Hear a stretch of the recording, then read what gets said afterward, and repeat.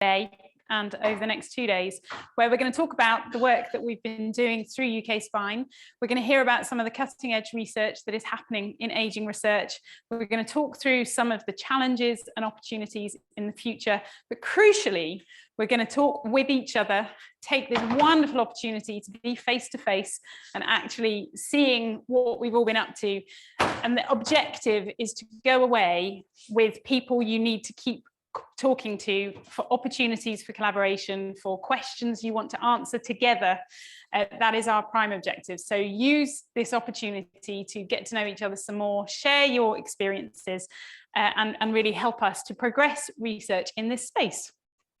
So we're looking at health span versus lifespan, and crucially, how we make sure that our 95-year-olds are still flying helicopters when they're 95. This is my grandmother on her 95th birthday. She had a wonderful helicopter flight. As an example of healthy aging, this is what we're trying to achieve. How do we ensure that people in older age have a good quality of life and are still active into the late stages of their life?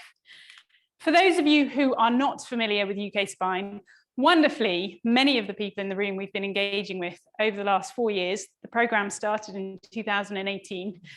We have 6 hubs, all of whom are represented across the next 2 days, and we have the exhibition outside, which gives you a bit more detail on each of our partners. But I'm from the University of Oxford.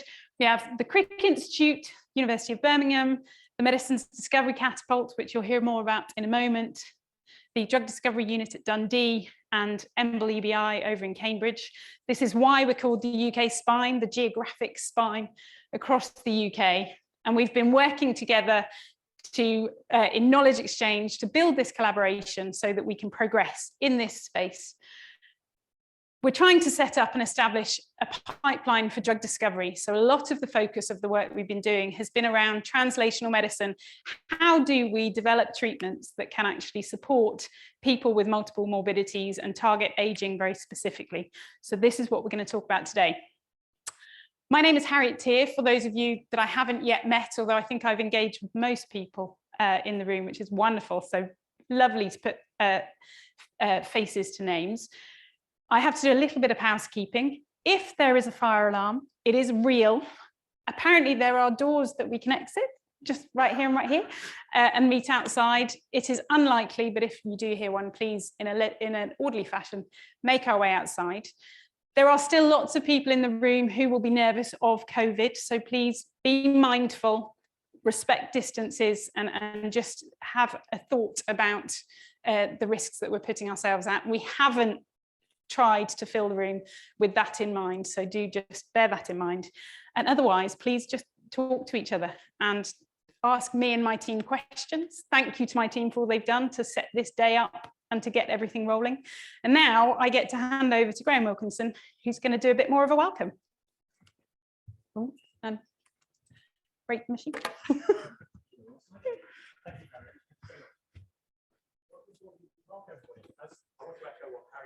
Fantastic. First of all, to see everybody here, and as Harriet said, to put, actually speak to people. Really, some of you have worked with in the UK Spine for almost 4 years now, and this is the first time I've met a number of you. So it's just so wonderful to see you all here and to reacquaint with those who we've not had a chance to see in the flesh for a little while.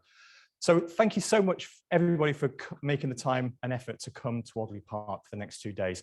I think we're going to have an absolutely fantastic opportunity to share the work we've been doing, to hear more about the innovative science that we've been progressing, the work we've been doing in patient engagement, and across the whole of the enterprise that is UK Spine.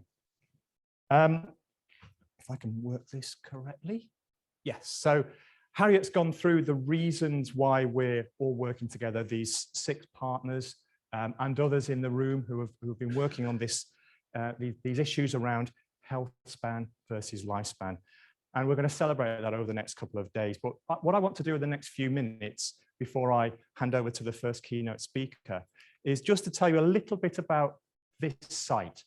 So you're on the wonderful Alderley Park site, which is in beautiful Cheshire. Thank you all so much for coming here. If you looked at the spine that Harriet said, we're right in the middle of it. Okay, perhaps not quite in terms of the centres of everyone's institutions, but we're right in the centre of the UK, and it's a brilliant location. Sorry about the weather. If you'd have been here last week, if you could have got here because of the train strikes, it was glorious sunshine. Today's more of a traditional northwest summer day, but that's why we're so green and healthy. Now, this Alderley Park site, like many places in the UK, has got a great and rich history, all the way back to the Doomsday Book. Like most places in the UK, you can trace some kind of lineage back to that. But really, this particular area actually got going in the 1600s when it was taken over by what were then the Stanley family, who have a rich history in the location, in various industries, etc., related to the northwest of England. And the current site, the way it's developed today with the beautiful greenery, the parkland, and the mere behind us, I'll show you a picture in a second. Sorry, you can see it up here, can't you? This is Radnor Mere. This is the extent of the park, 350, 400 acres worth, has been here in its kind of current guise as a park with the size of the Mere for about 400 years or so. It went through a number of different changes until the Stanley family's fortunes kind of waned towards the early part of the 20th century, and the site was in 1950 taken over by ICI. They bought this whole 350-odd acre site for the princely sum of £55,000, which in today's money is still a bargain, I think, at £2.5 million. So think of what, 350 acres of prime real estate land in wonderful Cheshire for £2.5 million. So that's kind of when it became a centre for medicines discovery. So ICI set up their research hub there. And over a number of years, it transitioned through to Zeneca, AstraZeneca, and now under its current ownership of Bruntwood Scitech. Now, this site has a rich legacy in drug discovery. Over here is one of my science heroes, Sir James Black, who won the Nobel Prize for his groundbreaking discovery of medicines such as propranolol, which transformed medicines and healthcare for so many others.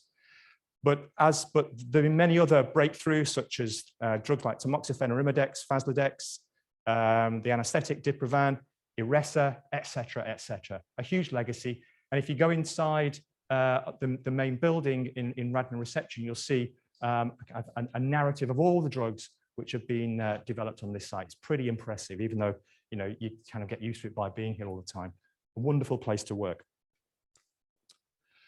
I work for the Medicines Discovery Catapult, and we're an organisation which is funded by the UK government. We're funded by Innovate UK, ultimately, and we're one of a number of catapults which respond to some of the UK's areas of R&D importance.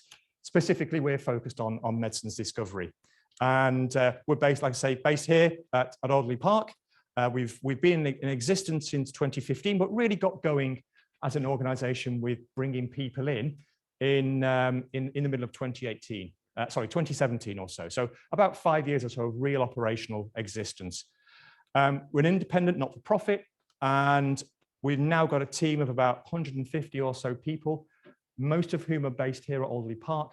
About half to two-thirds of our group are focused on wet bioscience and informatics, and then we have the other support functions which make sure we can work effectively with the UK sector.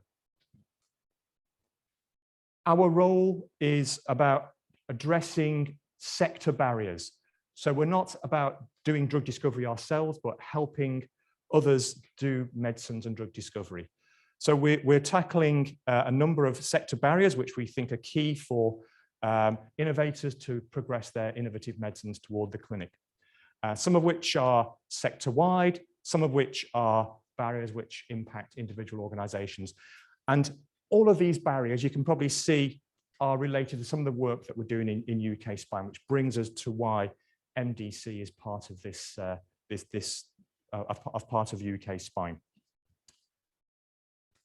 So we've been developing and utilizing our capabilities over the last 3 or 4 years in some outputs for UK Spine, working to take our the solutions that we're bringing to drug discovery through collaborative projects with collaborators throughout this room and across the whole of UK Spine, developing guidance, understanding more about targets, developing assays and doing drug discovery, bringing informatics in, and then developing translational biomarkers. So they're the kinds of inputs we've been doing in collaboration with others in this room.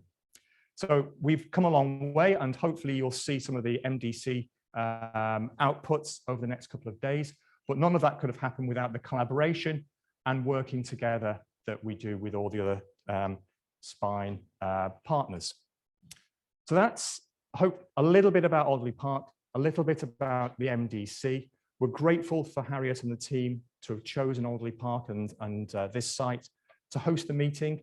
We really think you're going to enjoy the next couple of days.